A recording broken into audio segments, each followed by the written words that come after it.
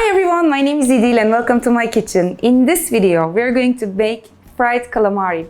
So I don't know if you know this, but here in Turkey, fish restaurants are quite popular. And when we go to fish restaurant, we always order fried calamari. It's like the French fries of fish restaurants. And it's super simple to make at home. And it comes out great. It comes out very delicious. You can enjoy it as is like French fries, or you can serve it like as an appetizer before you're serving like sea bass or any fish really.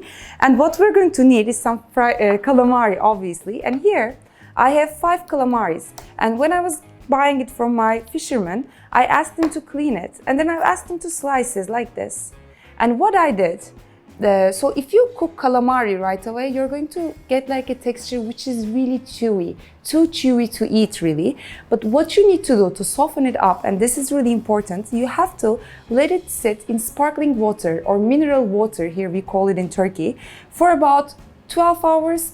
I usually do 24 hours. And it has been waiting in sparkling water for 24 hours right now. And I'm going to simply get rid of the sparkling water.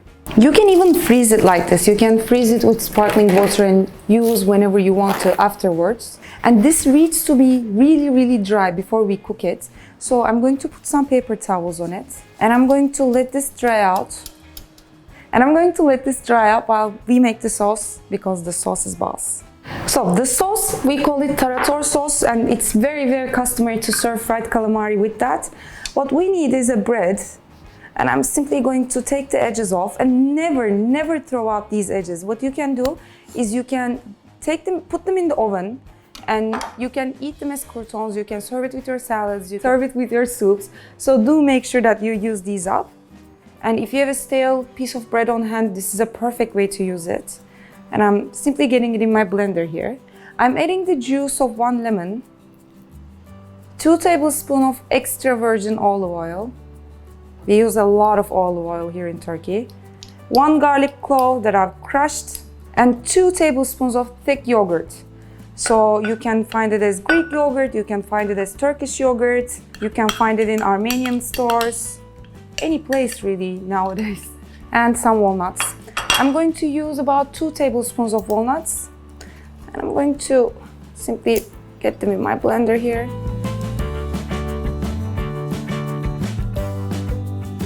Okay, that should do it. You want to blend it for, like, I'll say a good 2 minutes, because you don't want to feel the chunk of bread once it's done. So I'm simply going to transfer it to this bowl. No salt, no black pepper, nothing, because I'm going to add all that to my calamari. And because of the garlic and the lemon juice and the yogurt, this will be quite flavorful. I'm going to drizzle it with some more olive oil. And that's good to go. So the calamari is nearly dry right now, but I'm going to switch the paper towel to a dry one. And I'm going to prepare a mixture here with dry ingredients. So I have about 2 tablespoons of potato starch. You can use any starch really, but I find out it gets crispier with potato starch. So if you do have that on hand, that will be a good choice. I'm adding some paprika. And as you can see, I'm going heavy on the paprika because it will be what will flavor the calamari. Some black pepper. And if you crush them knife, it's even better. A little chunkier, tastes better. Some salt, giving everything a good mix. That is one tasty potato starch right now. Now I'm going to heat up my oil. I'm using sunflower oil. So frying oil would be great. We want it nice and hot. We don't want anything to burn. And once the oil is heated, I'm simply going to dip the calamaris into my dry mixture here, and I will fry them up. The calamaris look nice and dry. I'm going simply transferring this to my starch and paprika mixture. Whenever frying stuff, like I always tell myself, I'm going to be like super clean, I'm not gonna get my fingers involved. But in the end, I always do. Let's see how I'm going to do today. So now I'm coating the calamaris. Make sure that each and every slice is nicely coated. If you feel like the coating is too thick, what you can do is you can always put it through a sieve again to get rid of that extra starch. But this looks actually quite good. I don't think I'll need to do that. But what I'll do is I will add a little bit more paprika. I want them nice and pink, which tells me from based on experience that they turn out tastier when more paprika is involved. Okay, now it's looking good. Let's see where we are with our oil. A little bit more. It's time to fry. I'm simply transferring the calamaris into the hot oil. I'm not going to fill it up too much. I want my oil nice and hot, and I'm going in with my fingers.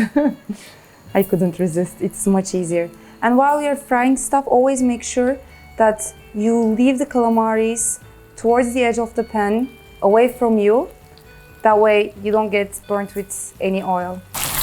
And they do cook up pretty fast.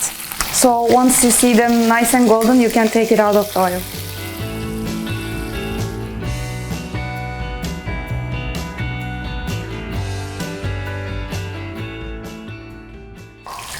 I love this part. There is something so meditative about frying, like whether it's the smells or whether it's the sound, it really, really suits me. Frying and baking.